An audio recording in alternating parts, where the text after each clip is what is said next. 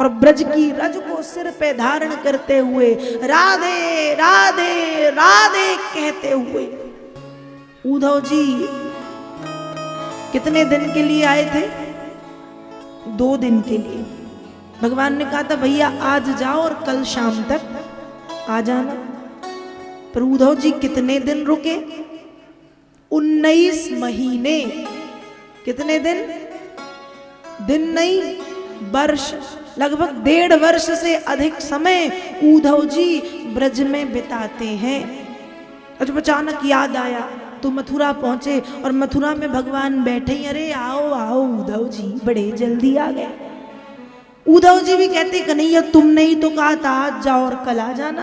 तो बस कल गया था और आज आ गया। भक्ति में इतनी शक्ति होती है कि व्यक्ति को अपने समय का भी ज्ञान और भान नहीं रहता। 19 महीने ब्रज में रहने के बाद उद्धव जी कहते हैं कल गया था और आज आ गया। 19 महीने रह के आए और भगवान भी मुस्कुरा रहे हैं कि अब सुधर गए बेटा, इसलिए तो भेजा था। भगवान को क्या जरूरत थी ब्रज भेजने की उद्धव जी को, क्योंकि भगवान तो सर्वत्र है।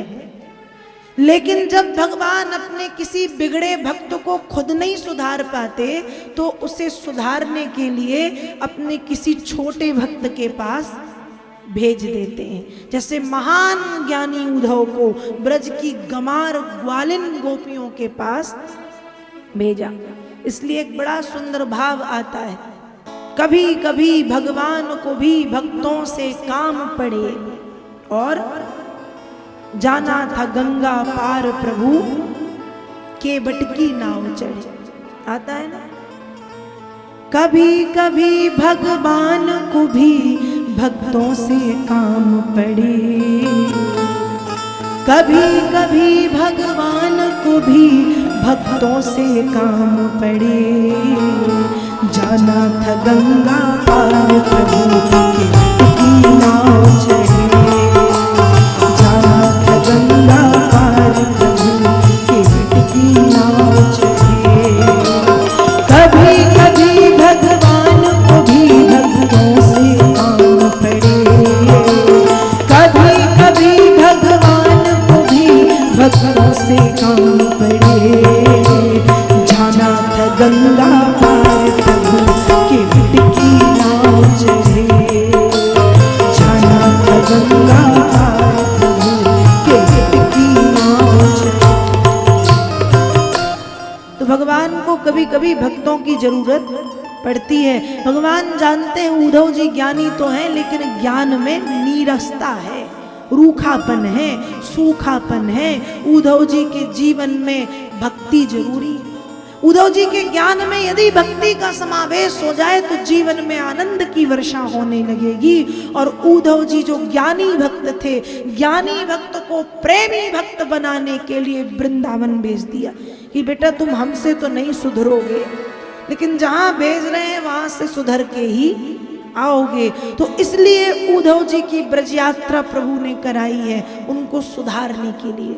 जब भगवान अपने किसी भक्त को खुद नहीं सुधार पाते तो अपने किसी छोटे भक्त के पास भेजते हैं। जैसे महान ज्ञानी उद्धव को ब्रजांगनाओं के पास भेजा और गए थे ज्ञानी भक्त, लेकिन जब लौट के आए तो प्रेमी भक्त बन करके राधे राधे राधे कहते हुए वापस आए।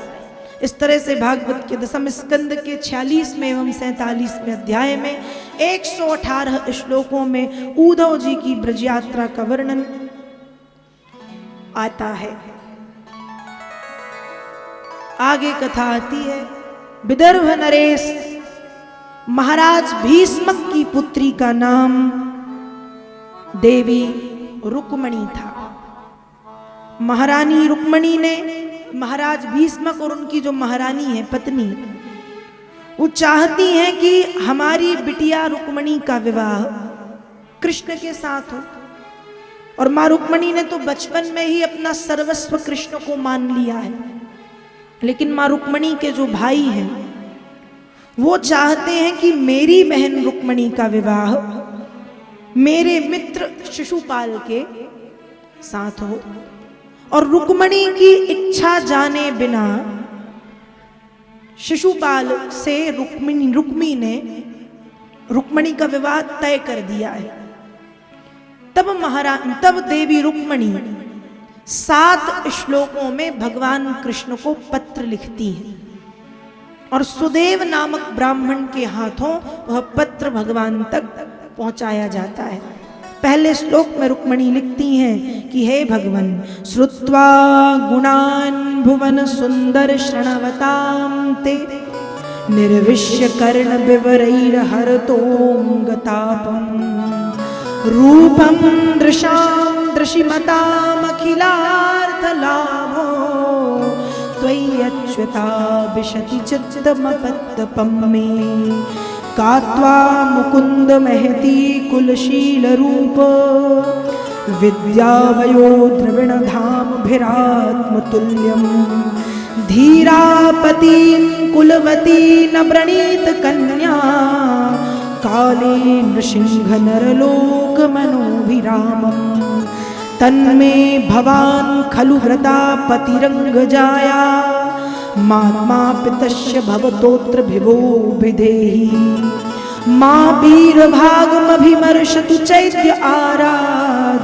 गोमा युवन मृगपतेर्बलिमम्बुजाक्ष पूर्तेष्ठ दत्त नियमव्रत देव विप्र गुरुवर्चनादिभिर्लं भगवान् परेशः आराधितो यदि गदाग्रज येत्य पाणिं गृह्णातुमेन दमघोषसुता दत्तयोन्यं सौभावनी त्वमजितो द्वदने विदर्भान् गुप्तः समेत्य प्रतनापतिभिः परीत निर्मत्र चैत्र मगधेन्द्र बलं प्रसह्य मां राक्षसेन विदिनोद्वह वीर्यशुल्काम् अन्तः पुरान्तरचरी मनिहत्य बन्धून् त्वामुद्वहे कथमिति प्रवदाम्युपायम् पूर्वेद्युरस्ति महती कुलदेवी यात्रा यस्यास् बहिर्नववधूर्गिरिजामुपेया यस्यां विपङ्कजरजा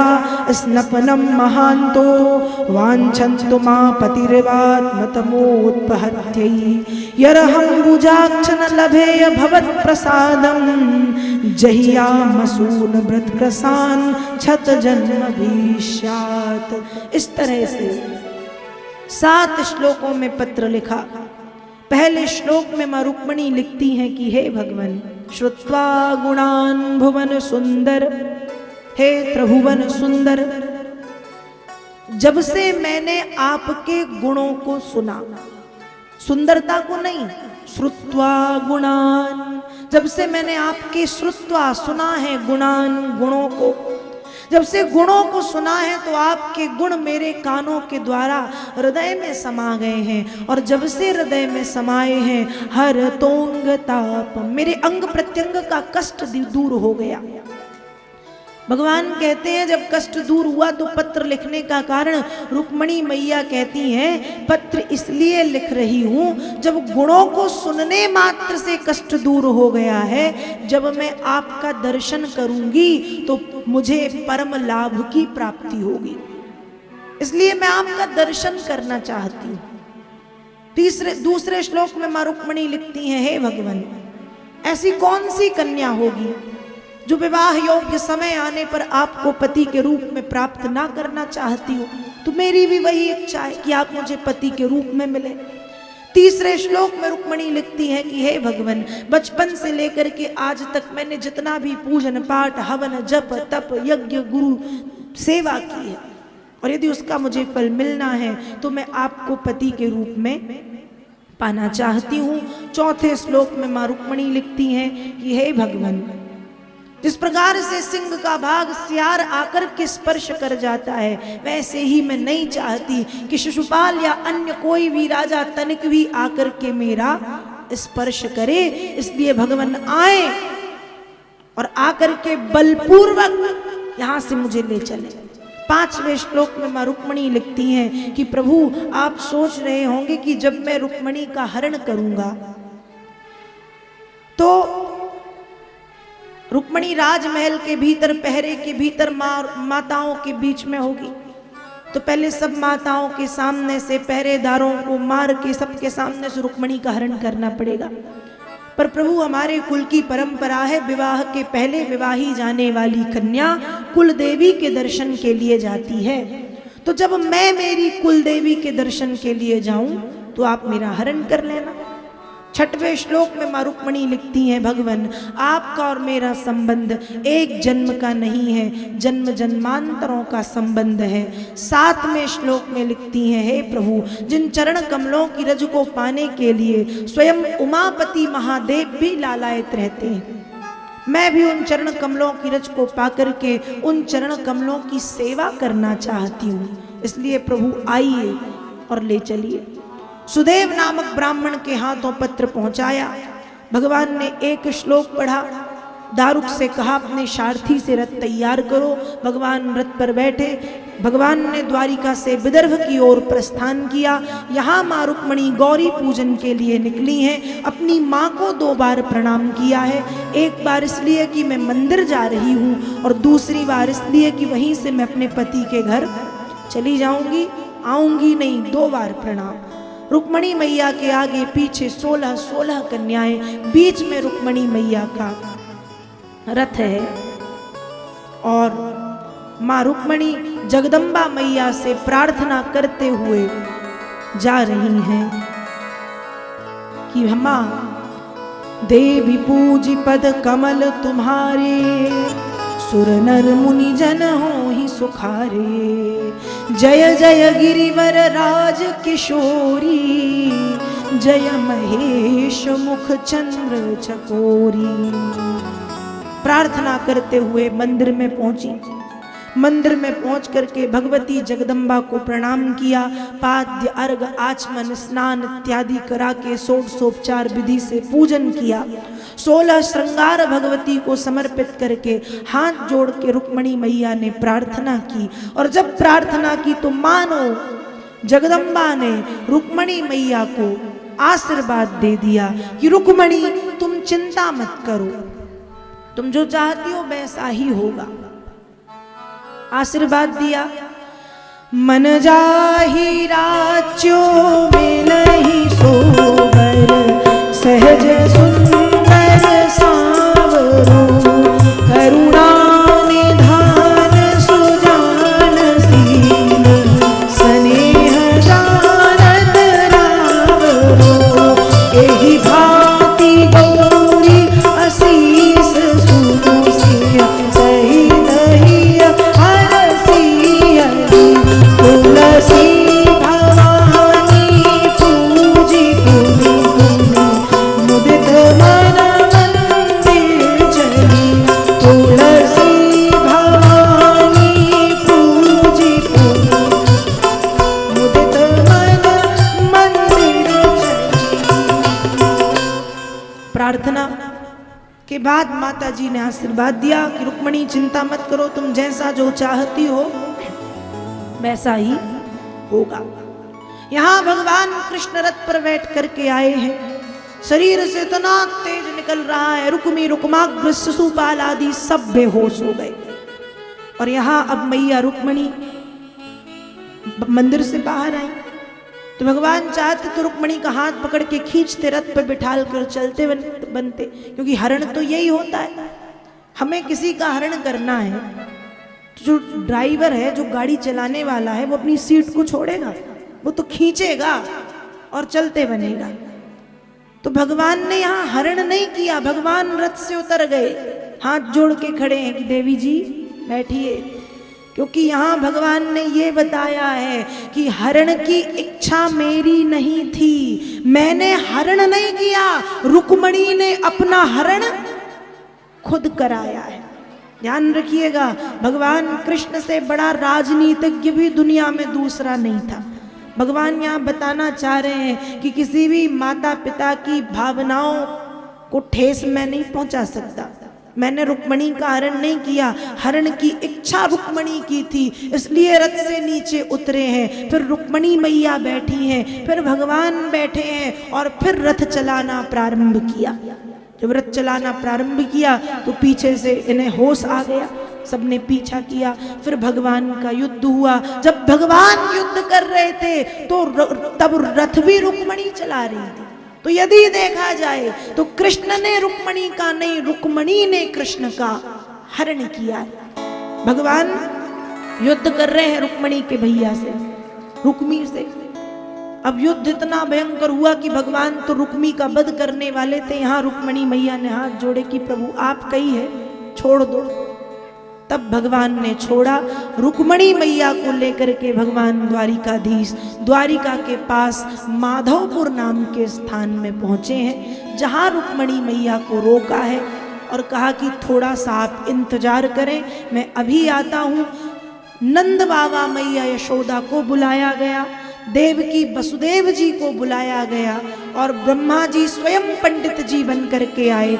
और फिर यहाँ पर ब्राह्म विधि से ब्रह्मा जी ने भगवान रुक्मणी कृष्ण का विवाह संपन्न कराया है। भगवान का विवाह एक विधि से नहीं हुआ। सबसे पहले तो ये गंधर्व विवाह था, फिर राक्षस विधि से सबको हरा करके हरण हुआ है, राक्षस विधि से था, हरण विवाह था। और ब्रह्मा जी ने सभी विधियों के साथ कराया तो ब्राह्म विधि से यह विवाह संपन्न हुआ। तो ब्रह्मा जी ने भगवान द्वारिकाधीश और रुक्मणी मैया का विवाह संपन्न कराया। हमारे बीच में भी भगवान द्वारिकाधीश और मां रुक्मणी की बड़ी सुंदर झांकी है। यहाँ भी प्रभु का विवाह संपन्न होने जा रहा है। आप ताली बजा करके प्रभु का स्वागत करें। स्वस्ति न इंद्रो वृद्धस्वाः स्वस्ति नः पूषा विश्ववेदाः स्वस्ति नस्तारक्षो अरिष्टनेमि स्वस्ति नो बृहस्पतिर्दधातु सहस्रशीर्षा पुरुषा सहस्राक्षा सहस्रपातो सभूमिगुं सर्वतः स्पृत्वा त्यातिष्ठदशाङ्गुलं मङ्गलं भगवान् विष्णुर्मङ्गलं गरुडध्वजा मंगलम पुंडरीकाक्ष मंगलाय तनोहरि। बोलिए रुक्मणी वल्लभ भगवान की जय। बोलिए द्वारिकाधीश भगवान की जय। और इस तरह से भगवान कृष्ण का विवाह मां रुक्मणी जी के साथ संपन्न हुआ। और जब विवाह संपन्न हो रहा है तो मां रुक्मणी के भाव बड़े सुंदर हैं। आइए श्रवण करें मां रुक्मणी के कैसे भाव हैं।